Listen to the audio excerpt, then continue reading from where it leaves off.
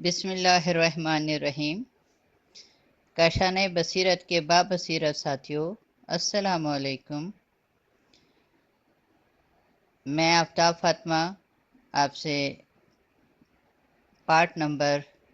22 کے ساتھ مخاطب ہوں۔ کتاب خاندان کے اخلاق کا ہمارا مطالعہ جاری ہے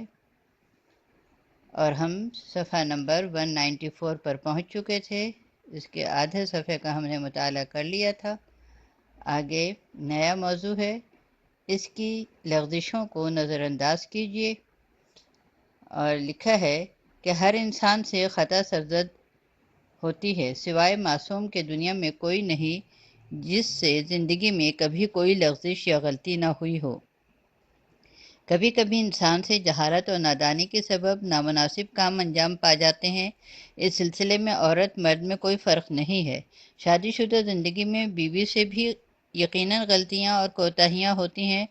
نادانی، عدم توجہ یا غصے کی شدت کوئی بھی وجہ ہو سکتی ہے کہ اپنے شوہر کی نسبت بے ادبی کر دے،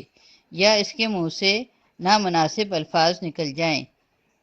یا طنز آمیز جملے بول دے، یا غصے سے بے قابو ہو کر چیخنے چلانے لگے، یا شوہر کی اجازت کے بغیر یا اس کے منع کرنے کے باوجود کوئی کام کرے، یا بے احتیاطی یا نادانی یا بے توجہی کے سبب کوئی مالی نقصان کر دے۔ غرض کہ اس قسم کے سینکڑوں دوسری باتیں ہو سکتی ہیں جن سے کم و بیش ہر خاندان کو سابقہ پڑتا ہے۔ صفحہ نمبر ہے 195 اور پیراگراف شروع ہو رہے۔ البتہ اس بات کی یاد دہانی ضروری ہے کہ میاں بیوی دونوں کو چاہیے کہ ایک دوسرے کو خوش رکھنے کی کوشش کریں اور ان کاموں سے سختی سے اجتناب کریں جو ایک دوسرے کی ناراضگی اور رنجیدگی کا باعث ہوں۔ لیکن ایسا اتفاق کم ہی ہوتا ہے کہ میاں بیوی کبھی کوئی غلطی ہی نہ کریں۔ اگلا پیراگراف، بعض مرد یہ سوچتے ہیں کہ بیوی کی لغزشوں اور غلطیوں پر خواہ وہ چھوٹی اور معمولی ہی کیوں نہ ہو، سختی سے باز پرس کرنی چاہیے تاکہ اس کی تکرار نہ ہو، اور شادی ہوتے ہی اسے آنکھیں دکھانی چاہیے اور اپنے روب میں لے لینا چاہیے تاکہ اس کے ہوش حواس درست رہیں اور کوئی غلطی نہ کرے۔ اگلا پیراگراف، لیکن تجربے سے ثابت ہوا ہے کہ اس قسم کی باتوں سے نہ صرف یہ کہ حسب دل خواہ نتیجہ برآمد نہیں ہوتا بلکہ اکثر اس کا انجام برعکس ہوتا ہے، کیونکہ جو عورتیں شوہر کی زیادہ سختیوں اور دباؤں کا شکار رہتی ہیں، وہ کچھ دن تو صبر و برداشت سے کام لے سکتی ہیں، لیکن آخرکار ان حالات سے تنگ آ جاتی ہیں اور اس وقت ممکن ہے کہ عاجز آ کر اس قید و بند سے آزاد ہونے کا فیصلہ کر لیں، یا شوہر کی سختیوں، اعتراضات، عتاب اور ناروا سلوک کے عادی ہو کر اس کی طرف سے بے پرواہ ہو جائیں۔ اپنے دل میں سوچتی ہیں کہ میرا شوہر تو معمولی باتوں پر غصہ ہو جاتا ہے، غیر ارادی طور پر مجھ سے کوئی غلطی یا کوتاہی ہو جاتی ہے تو مجھے نہیں چھوڑتا اور مجھ پر سختی کرتا ہے، بس بہتر ہے کہ اس کی باتوں پر توجہ نہ دوں تاکہ ٹھیک ہو جائے اور ظلم و ستم سے باز آئے، اور اس طرح شوہر سے گستاخی کرتی ہیں، برابر سے جواب دیتی ہیں اور اس کی مخالفت و نافرمانی کرنے کی عادت پڑ جاتی ہے۔ ایسی صورت میں مختلف نتائج سامنے آتے ہیں۔ یہ اگلا پیراگراف اب، مثلاً مرد بیوی پر سختی اور ظلم کرنے سے دستبردار نہیں ہوتا اور اس کا نتیجہ یہ ہوتا ہے کہ ہر دھرمی کشمکش، لڑائی جھگڑے کا سلسلہ ہمیشہ جاری رہتا ہے، اور اگر اسی طرح زندگی گزرتی رہے تو ساری زندگی میں کبھی خوشی اور سکون میسر نہیں ہوتا، یا یہ ہوتا ہے کہ مرد اس کشمکش سے تنگ آ کر بیوی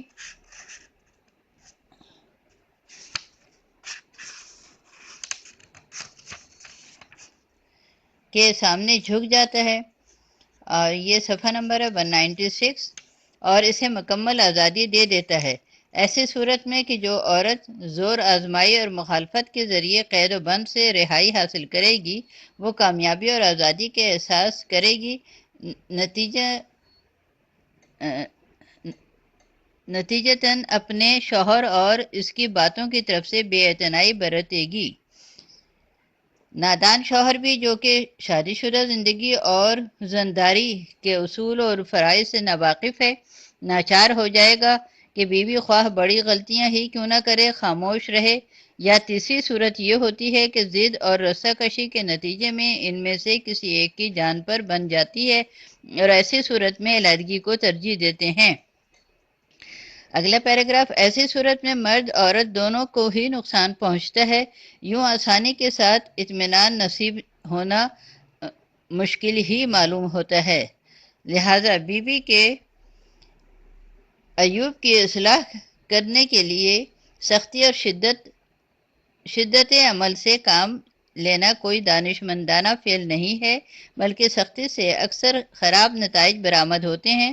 دوستوں، واقف کاروں کی زندگی اور اخباروں اور رسائل میں شائع ہونے والے واقعات سے ان باتوں کی تصدیق ہو سکتی ہے۔ پس زنداری کا بہترین طریقہ یہ ہے کہ شوہر میانہ روی سے کام لے، عقل اور تدبر کا راستہ اختیار کرے، بیوی کی معمولی غلطیوں اور کوتاہیوں کو، جو غلطی غفلت یا بھول کے سبب ہوئی ہوں، یکسر نظر انداز کرے، اور ان پر لڑے جھگڑے نہیں، بلکہ بہتر ہے کہ ذرا بھی پیشانی پر شکن نہ آنے دے، کیونکہ بیوی نے قصداً ایسا نہیں کیا ہے، اس لیے شوہر کو غصہ اور باز پرس کرنے کا حق نہیں ہے۔ البتہ مناسب موقع پر نہایت اچھے اور خوبصورت الفاظ میں اس کو یادآوری کرا دے کہ اس بات کا دھیان رکھے تاکہ آئندہ اس قسم کی غلطی عمل میں نہ آئے۔ اگلا پیراگراف، اگر نادانی کے سبب کوئی خلاف ورزی ہوئی ہے تب بھی مناسب نہیں کہ مرد غصہ اور سختی کرے اور اس کی تنبیہ و باز پرس کرنے کی سوچے، کیونکہ بیوی نے مخالفت اور نافرمانی کے خیال سے نہیں بلکہ اپنی جہالت اور نادانی کے سبب اسے اچھا سمجھ کر انجام دیا تھا۔ ڈانٹنے پھٹکارنے سے کوئی فائدہ نہیں ہوتا، بلکہ اس کو نظر انداز کر دینا چاہیے اور مناسب موقع پر اچھے الفاظ میں اس عمل کی خرابی اور اس سے پیدا ہونے والے نقصانات کو دلیل و ثبوت کے ذریعے واضح کرنا چاہیے۔ صفحہ نمبر ہے 197، تاکہ بغیر کسی زور زبردستی کے اپنی مرضی اور خوشی سے اس فعل سے دستبردار ہونے کا فیصلہ کر لے اور بعد میں اس کی خلاف ورزی نہ کرے۔ ایسی صورت میں مرد کا احترام و وقار باقی رہ سکتے ہیں اور اپنے اس عمل کے ذریعے وہ بڑی غلطیوں اور خطاؤں کے وقوع میں آنے کی روک تھام کر سکتا ہے۔ اگلا پیراگراف، اگر نرم اور ملائم لہجے اور باہمی تفاہم کے ذریعے اپنی بیوی کو اپنا ہم خیال بنا سکے اور بیوی اس کی باتوں پر عمل کرے تو چاہیے کہ بیوی کی قدردانی کرے اور اس کا شکریہ ادا کرے، لیکن اگر دیکھے کہ اس کی باتوں پر پوری توجہ نہیں دیتی اور کبھی کبھی غلطی کر جاتی ہے تو بھی بہتر ہے کہ مرد بیوی کی معمولی غلطیوں کو نظر انداز کر دے اور اس سے سختی سے پیش نہ آئے اور انتقام لینے اور تنبیہ کرنے کی فکر میں نہ رہے، حتیٰ کہ اس کو قصوروار ثابت کر کے اس بات پر مصر نہ ہو کہ بیوی اس سے معافی مانگے، کیونکہ عورتوں میں عموماً اس قسم کی ضد اور خودسری پائی جاتی ہے کہ اگر مرد ان کی اس حالت سے سمجھوتہ کر لے تو ان کے وجود سے فائدہ اٹھا سکتا ہے، لیکن اگر ان کے مقابلے میں سختی اور شدت اختیار کی تو ضد اور کشمکش کے نتیجے میں بڑے خراب نتائج برآمد ہو سکتے ہیں، طلاق حتیٰ قتل تک کی نوبت آ سکتی ہے۔ اگلا پیراگراف، عقل مند اور ہوشیار مرد کو چاہیے کہ ہر بات کے نتائج کو خوب اچھی طرح پرکھ لے اور سختی اور ظلم کے نتائج کا عفو و درگزر کے نتائج سے مقابلہ کرے تو یقیناً عفو و درگزر کو ترجیح دے گا۔ البتہ ناقابل معافی خطاؤں اور غلطیوں کے سلسلے میں مرد دوسرے طریقوں پر عمل کر سکتا ہے۔ اگلا پیراگراف کی لائن ہے کہ یہ موضوع اس قدر حساس ہے کہ دین مبین اسلام میں اس کو عورت کے ایک حق کے عنوان سے مرد پر واجب قرار دیا گیا ہے۔ اگلا پیراگراف، حضرت علی ابن ابی طالب علیہ السلام فرماتے ہیں، ہر حال میں عورتوں سے نباہ کرو، ان سے خوش بیانی کے ساتھ بات کرو، شاید اس طریقۂ کار سے ان کے اعمال نیک ہو جائیں۔ اگلا پیراگراف، حضرت امام زین العابدین علیہ السلام فرماتے ہیں، تم پر عورت کا یہ حق ہے کہ اس کے ساتھ مہربانی سے پیش آؤ۔ صفحہ نمبر ہے 198۔ کیونکہ وہ تمہاری دست نگر ہے، اس کے کھانے کپڑے کا انتظام کرو، اس کی نادانیوں کو معاف کر دو۔ اگلا پیراگراف ہے، امام جعفر صادق علیہ السلام سے لوگوں نے سوال کیا کہ بیوی کا اپنے شوہر پر کیا حق ہے کہ اگر اسے انجام دے تو اس کا شمار نیک بندوں میں ہوگا؟ فرمایا، اس کے لباس و غذا کا انتظام کرے اور جن کاموں کو اپنی نادانی کے سبب انجام دیتی ہے انہیں معاف کرے۔ اگلا پیراگراف کی لائن ہے کہ امام جعفر صادق علیہ السلام یہ بھی فرماتے ہیں کہ جو شخص اپنے زیر دستوں کو معمولی خطاؤں پر تنبیہ کرے اسے اپنی بزرگی اور عزت قائم رہنے کی توقع نہیں کرنی چاہیے۔ یہاں پہ یہ ہمارا موضوع ختم ہوا اور اگلا موضوع ہے بیوی کی ماں۔ لکھا ہے، ایک اور چیز جو میاں بیوی کے درمیان ناچاقی پیدا کرتی ہے اور خاندانوں کے سکون و چین کو سلب کرنے کا سبب بنتی ہے، بلکہ اس کے باعث بعض اوقات طلاق اور قتل تک کی نوبت آ جاتی ہے، وہ بیوی کی ماں کی بے جا مداخلت اور روک ٹوک ہے۔ اگلا پیراگراف، بعض مائیں اپنی بیٹی کی شادی سے پہلے اپنے ذہن میں ایک ایسے داماد کا تصور قائم کر لیتی ہیں جو تمام نقائص اور خامیوں سے پاک اور کامل صفات اور خوبیوں کا مالک ہوگا، اور اس بات کے متوقع رہتی ہیں کہ ایک ایسے آئیڈیل نوجوان سے کہ جو ان کے نصیب میں نہ تھا اپنی بیٹی کی شادی کریں۔ اسی امید پر کسی نوجوان کو اپنی دامادی کے لیے منتخب کرتی ہیں۔ شروع میں اس کو ایک آئیڈیل انسان مان کر اس سے اپنی محبت و شفقت کا اظہار کرتی ہیں، اس کی خاطر مدارات اور عزت افزائی کرتی ہیں، اپنے دل میں سوچتی ہیں کہ اگر اس میں کوئی معمولی سی خامی ہوگی تو میری ہدایات اور نصیحتوں سے اس کی اصلاح ہو جائے گی۔ اگلا پیراگراف، اگر نیا داماد ان کی مرضی کے مطابق ہو تو خوش و خرم رہتی ہیں، لیکن اگر ان کی مرضی کے مطابق نہ ہو تو فوراً اس کے علاج کی فکر میں لگ جاتی ہیں اور شروع میں ہی فیصلہ کر لیتی ہیں کہ اپنی یا دوسروں کی شادی شدہ زندگی کے دوران جو تجربے حاصل کیے ہیں ان سے استفادہ کرتے ہوئے داماد کو اپنی مرضی کے مطابق ڈھال لیں۔ صفحہ نمبر ہے 199۔ اس مقصد کے حصول کے لیے پلان بناتی ہیں اور اپنے تمام امکانات سے استفادہ کرتی ہیں، کبھی ہمدردی اور خیرخواہی کے طور پر اس کی پند و نصیحت کرتی ہیں، کبھی لڑ جھگڑ کر اپنا کام نکالنا چاہتی ہیں۔ اگلا پیراگراف، اپنے مقاصد کے حصول کے لیے اپنی بیٹی کو وسیلہ قرار دیتی ہیں اور اس کو تلقین کر کے اعتراضات کرنے، بہانے بنانے اور حالات کو ناسازگار بنانے پر مجبور کرتی ہیں۔ کبھی اس کو لڑنے جھگڑنے کا حکم دیتی ہیں، کبھی التماس و گریہ کرنے کا حکم دیتی ہیں، اس کے شوہر کی بدگوئی اور عیب جوئی کرتی ہیں۔ بیچاری لڑکی جو کہ ابھی زمانے کے سرد و گرم سے ناآشنا ہوتی ہے اور اپنے شوہر سے پوری طرح مانوس نہیں ہوتی ہے، وہ مصلحتوں سے پوری طرح واقف نہیں ہے اور اپنی ماں کو اپنا بہترین حامی اور خیرخواہ سمجھتی ہے، اس کی تلقین و نصیحتوں کا اثر قبول کر کے اس کے احکام کے مطابق کام کرتی ہے۔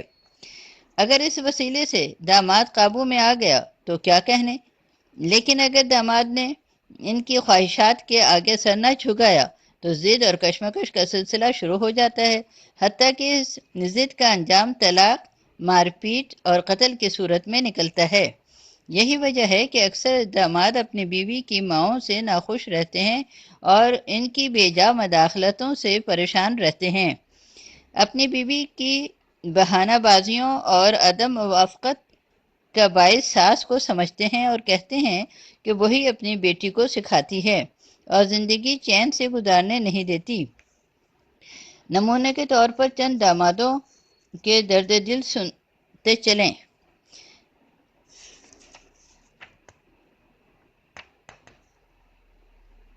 پیراگراف شروع ہوتا ہے دوسرا،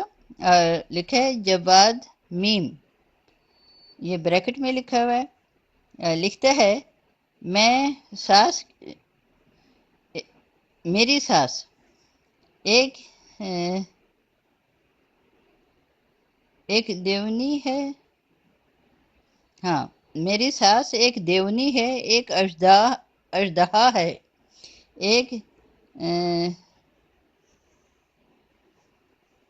ایک دو سر والی ناگن ہے۔ خدا جنگل کے بھیڑیے کو بھی ایسی ساس نصیب نہ کرے۔ مجھ سے نہ جانے کہاں کا بدلہ لے رہی ہے، میری زندگی تباہ کر دی ہے کہ قریب ہے اس کے ہاتھوں دیوانہ ہو کر کوہ و بیابان کی طرف بھاگ جاؤں۔ صرف میں ہی واحد شخص نہیں ہوں جو اپنی ساس کے ہاتھوں خون کے آنسو رو رہا ہوں، بلکہ اس درد میں بہت سے لوگ مبتلا ہیں۔ میرا خیال ہے کہ ہر سو شادی شدہ مردوں میں سے 95 افراد، ہر سو شادی شدہ مردوں میں سے 95 افراد اس پریشانی میں مبتلا ہوں گے، اور شاید باقی لوگوں کی سانسیں ہی نہ ہوں گی۔ یہ ہے صفحہ نمبر 200۔ اگلا پیراگراف ہے محمد فے، یہ فرض نام ایسے انہوں نے شاید لکھے ہیں۔ رقم طراز ہے: میری ساس میری اور میری بیوی کی زندگی میں بہت دخل دیتی ہے، بلا وجہ ہماری پریشانی کا باعث بنی ہوئی ہے، میری خاندان کی غیبت کرتی ہے۔ جب میں اپنی بیوی کے لیے کوئی چیز خرید کر لاتا ہوں فوراً اعتراض کر دیتی ہے، کبھی اس کے رنگ پر تنقید کرتی ہے، کبھی اس کے ڈیزائن کی برائی کرتی ہے، ہزار طرح سے کوشش کرتی ہے کہ جو چیز میں خرید کر لایا ہوں اس کو معمولی اور حقیر ظاہر کرے۔ اگلا پیراگراف: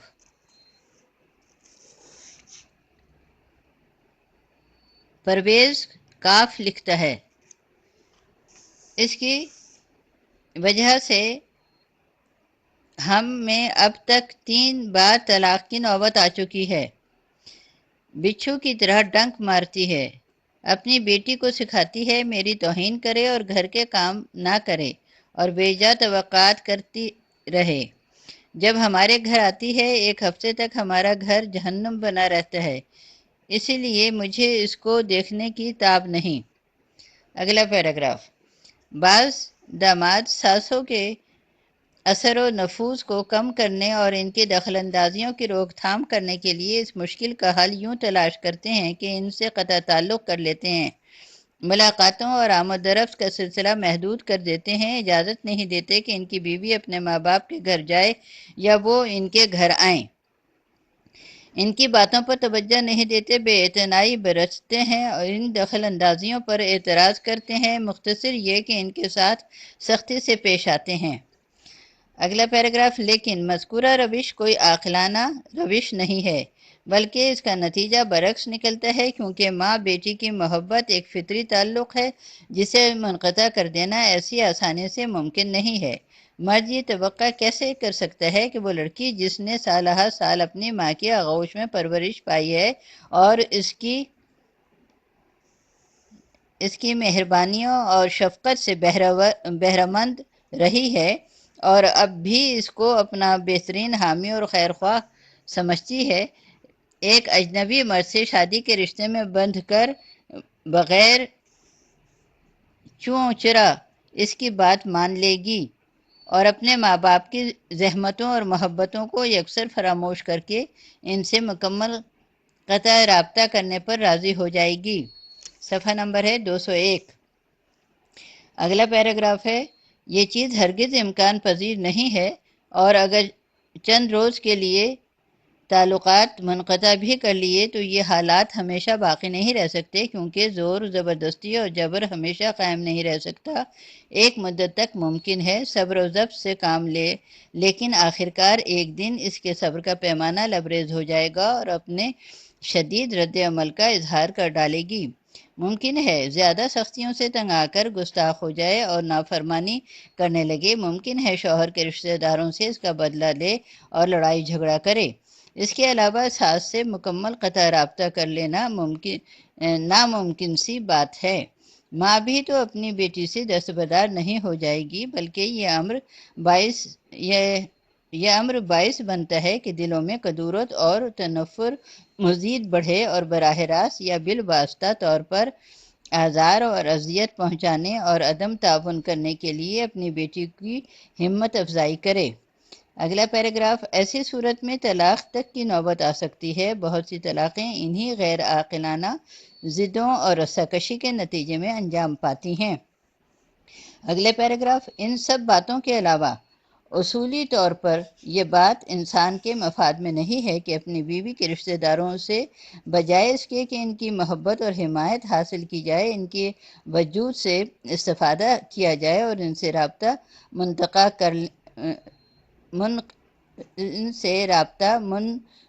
کر لیں۔ بہرحال یہ غیر عاقلانہ روش نہ صرف یہ کہ کچھ سودمند ثابت نہیں ہو سکتی بلکہ مشکلات میں مزید اضافہ کے باعث بنتی ہے۔ صورتحال اور مزید نازک ہو جاتی ہے اور اکثر اس کا انجام قتل یا خودکشی ہوتا ہے۔ یہ ہندوستان کی پولیس نے یہ اگلا پیراگراف ہے، ہندوستان کی پولیس نے رپورٹ دی کہ 1972 عیسوی میں نئی دہلی میں 146 خودکشی کی وارداتیں ہوئی ہیں، جن میں سب کا اصلی سبب داماد اور ساس کے درمیان اچھے تعلقات استوار نہ ہونا تھے۔ صفحہ نمبر ہے 202۔ ایک شخص نے اپنی ساس کی دخل اندازیوں سے پریشان ہو کر خودکشی کر لی، اور دوسرا پیراگراف ہے کہ ایک شخص جو اپنی ساس کی بیجا مداخلتوں سے سخت تنگ آ چکا تھا، اس کو ٹیکسی سے باہر پھینک دیا۔ ایک شخص نے گھونسا مار کر اپنی ساس کا سر توڑ دیا۔ اس بات پر غضبناک ہو کر اس کے سالے نے اس کو چاقو سے زخمی کر دیا اور بھاگ گیا۔ اگلا پیراگراف، ایک شخص آگے ڈیش ڈیش ہے، اپنے یعنی کوئی بھی نام آپ کر سکتے ہیں، اپنی ساس سے اس قدر تنگ آ گیا تھا کہ گرم گرم کلے پائے کا پیالہ اس کے سر پر الٹ دیا۔ ساس چیخ مار کر زمین پر گر گئی۔ اس کو اسپتال لے جایا گیا۔ ڈاکٹروں نے معائنہ کرنے کے بعد کہا کہ چونکہ بہت بری طرح جل گئی ہے، اس کی حالت خطرے میں ہے، اس لیے اس کو تہران لے جانا چاہیے۔ بیوی اپنے ماں کو تہران لے کر گئی اور اپنے شوہر سے کہا کہ ہم شوستر میں رشتہ ازدواج میں منسلک ہوئے تھے اور جلد ہی تہران جا کر طلاق حاصل کر لیں گے، کیونکہ مجھے تمہارا جیسا شوہر نہیں چاہیے۔ اگلا پیراگراف، مذکورہ روش مناسب نہیں اور جہاں تک ممکن ہو اس سے اجتناب کرنا چاہیے، کیونکہ یہ روش اس مشکل کا حل نہیں بن سکتی، بلکہ دوسرا راستہ بھی موجود ہے جو زیادہ معقول اور زیادہ قابل اطمینان ہے۔ اول تو یہ کہ اس میں کسی ضرر کا خدشہ نہیں ہے، دوسرے اس میں کامیابی کے امکان زیادہ ہیں۔ یہ دو نکتے ذہن نشین کر لینے چاہیے۔ اب کیا نکتے ہیں وہ ہم انشاءاللہ اگلے آڈیو میں اس کا ذکر کریں گے۔ اللہ حافظ۔